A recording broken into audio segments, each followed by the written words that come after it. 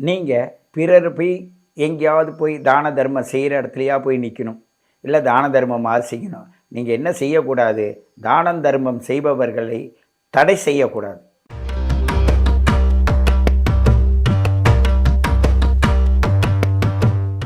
வணக்கம்.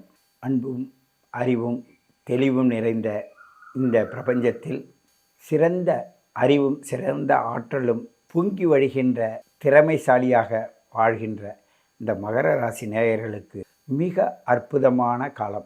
ஏன் மிக அற்புதமான காலம் என்றால், போராடுவது தான் உங்கள் வாழ்க்கையுடைய அடிப்படை குணம். ஏன் போராட வேண்டியதாக இருக்கிறது என்றால், சூரியனுடைய நட்சத்திரத்தின் சிரசு பாகம் 12ஆம் இடம் போய் சென்று விட்டது. அதனுடைய கழுத்திலிருந்து உடலின் பின்பகுதி உங்களுடைய மகர ராசியில் வருது. ஆரம்பமே அப்படி இருக்கு. அதே மாதிரி அந்த ராசியின் முடியின் போது பார்த்தா, திருவோணத்திற்கு அடுத்தது அவிட்ட நட்சத்திரத்தின் பாதி பகுதி இங்கே இருக்குது, பாதி பகுதி அடுத்த ராசிக்கு செல்லுது. ஆகையினால் சிரசும் இல்லை காலும் இல்லை, சிரசும் காலும் இல்லாத ஒரு ராசி இந்த மகர ராசி.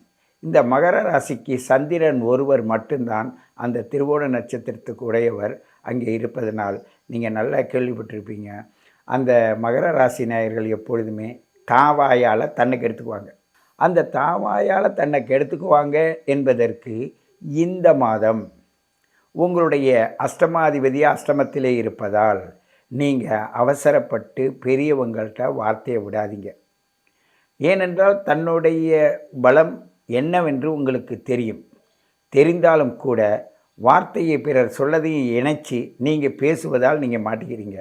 உங்களுடைய சுய சிந்தனையோடு செயல்படுவதற்கு தான தர்மங்களும் தவமங்களும் இருந்தால் மட்டும்தான் மகர ராசி நேயர்கள் உயர முடியும். ஏன்னு கேட்டால், தன்னுடைய சுய சிந்தனையை எடுப்பதற்கு அந்த சந்திர பகவான் திருவோண நட்சத்திரத்துக்கு உடையவன் அங்கே இருப்பான். அவன் 7ஆம் அதிபதியாக இருந்தாலும் அவனாக இருப்பதால், அங்கு குரு நீச்சம் அடைவதால் உங்களுடைய பலம் பலகீனம் ரெண்டுமே உங்களுடைய மனசுக்கும் உங்களுடைய மன போராட்டத்துக்கு நடுவில் இருக்குது. அப்படி இருக்கிற நேரத்தில் இன்றைக்கி குரு பகவானுடைய பார்வையும் அந்த இடத்துல இருக்குது. இருந்தாலும் நீச்ச பார்வை தானே. நீங்கள் பிறர் போய் எங்கேயாவது போய் தான தர்மம் செய்கிற இடத்துலையா போய் நிற்கணும், இல்லை தான தர்மமாக செய்யணும். நீங்கள் என்ன செய்யக்கூடாது, தானம் தர்மம் செய்பவர்களை தடை செய்யக்கூடாது. நீங்கள் தடை செய்வதனால் அதுங்க தான் உங்களுடைய கர்மாக்கள் உங்களை சூழும். அதிலிருந்து நீங்கள் விடுபட வேண்டும்.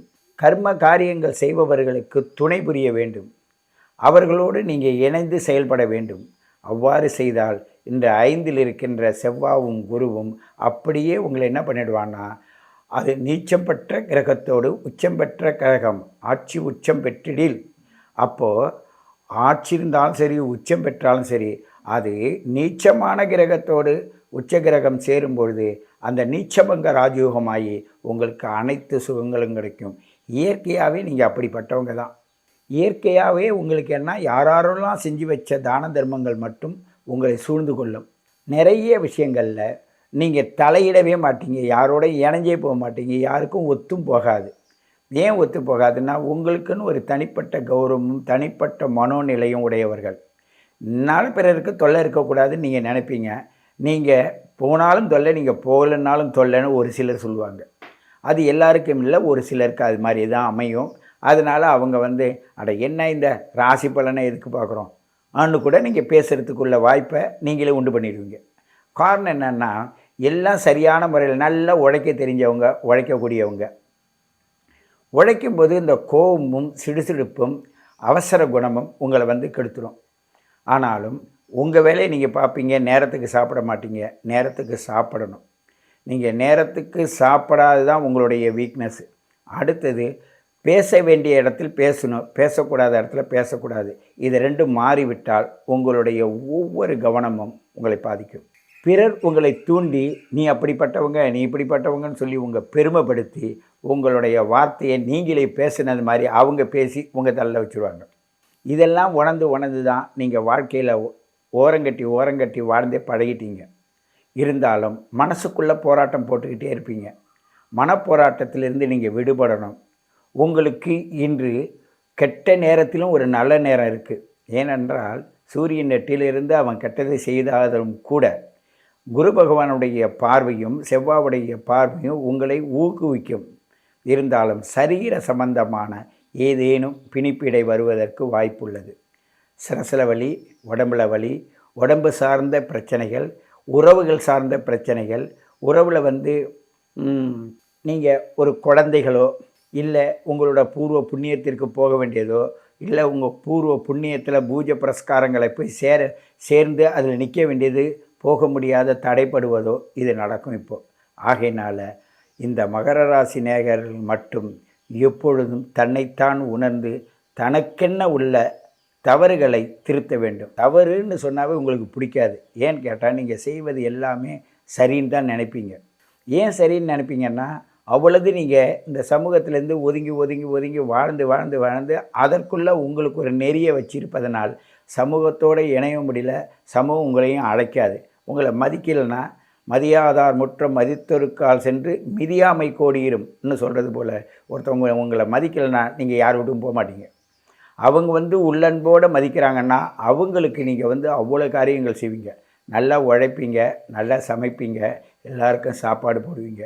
இந்த சாப்பாடு போடும்போது கூட வந்தவர்கள் நல்ல எண்ணத்தோடு சாப்பிட்டாங்கன்னா அவங்களுக்கு அவ்வளோதும் பலமாகும். அவங்க ஏதாவது நினச்சிட்டு போடுறீங்களான்னு ஒரு வார்த்தை கேட்டுட்டாங்கன்னா அவ்வளோதும் வீணாகும். ஏன்னு கேட்டால் நீங்கள் உள்ளன்போடு செய்கிறத அவங்க பழுதான எண்ணத்தில் பார்ப்பதால் அவங்க பாதிப்பு ஏற்படும், உங்கள் மனசு கஷ்டப்படும். இப்படி தான் இந்த நேரம் உங்களுக்கு செல்லும். அப்படி இருக்கும்போது நீங்கள் தைரியமாக உங்களுடைய செயல்திறனை செய்யலாம். ஏன்னு கேட்டால் செவ்வாய் ஒருவருடைய பார்வை உங்களுக்கு சிறப்பை தர வேண்டியது. ஆனால் அது சிறப்பை தராது 12ஆம் இடத்தை பார்ப்பதால் அதுக்கு பாதகாதிபதி செவ்வாயாக இருப்பதனால் அந்த பாதகம் செய்ய முடியாத விரயமாவதால் இது ஒரு வகையான அனுமானத்தின் மூலமாக உங்களுக்கு நடக்க போகிற உண்மைகள். எங்கேயாவது கும்பாபிஷேகம் இப்போ வருகின்ற மாதங்களில் நடக்கக்கூடிய ஒவ்வொரு விசேஷ காலங்கள் வருது. அந்த விசேஷ காலங்களை உங்கள் வீட்டில் சிறப்பாக செய்யுங்கள். நல்ல மலர்களை வீட்டில் வளருங்க. அந்த மலர்களை ரசிங்க. அதை எடுத்து உங்களுக்கு பிடித்தமான இறைவனுக்கோ இல்லை மற்ற இயற்கைக்கோ நீங்கள் கொடுக்கலாம். 10 பேருக்கு எடுத்து கொடுக்கறது இயற்கைக்கு கொடுக்கறதுன்றது 10 பேர் வரவங்களுக்கு இருந்தால் எங்கள் வீட்டில் பூ பூத்துது இதை வச்சுங்க அணு கொடுக்கறது இயற்கைக்கு கொடுப்பது. இல்லை நம்மளை படைத்த இந்த இறைவனுக்கு நம்ம சமர்ப்பிக்கணும்னு சொல்லிட்டு அந்த பூவை பறித்து கொண்டு வைப்பது. இந்த 2 காரியங்கள் செய்தின்னா உங்களுக்கு பரிகாரம் நடக்கும். இதுதான் உங்களுக்கு உள்ள பரிகாரம். பூக்களை கொண்டு அர்ச்சிக்கின்ற ஆற்றலை நீங்கள் செஞ்சிட்டிங்கனாவே உங்களுக்கு மலர் மூலமாக உங்களுக்கு வைத்தியமாக மாறிவிடும். உங்களுடைய உடலை நீங்களே உங்களுக்கு உள்ள பக்குவப்படி நடத்திக்குவீங்க. அதை நடத்துகிற ஒரு ஆற்றல் இருக்குது. பிறரிடம் இருக்கிற நற்குணங்களை உள்வாங்கி அந்த நற்குணங்களை தன்னோட பழக்கத்துக்காக மாற்றி அதன் மூலமாக உங்களை பயணிக்க வைப்பது உங்களுடைய குணம். அடிக்கடி ஆஸ்பத்திரிக்கு போக மாட்டீங்க. அடிக்கடி ஆஸ்பத்திரி போகிற சூழ்நிலை வரும்.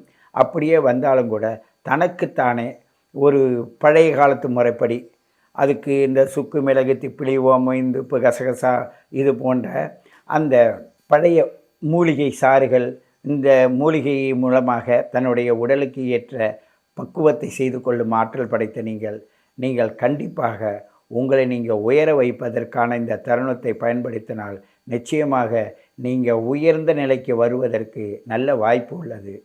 இப்படிப்பட்ட இந்த மாதம் இந்த மகர ராசி நேயர்கள் தன்னையும் தன்னை சார்ந்தவங்களையும் வாழ வைக்கிற ஒரு வாய்ப்பு கிடைத்து உள்ளது என்பதை சொல்லிக்கொண்டு மீண்டும் உங்களை சந்திக்கிறேன். உங்கள் சித்தயோகி பேரம்பலவாணன்.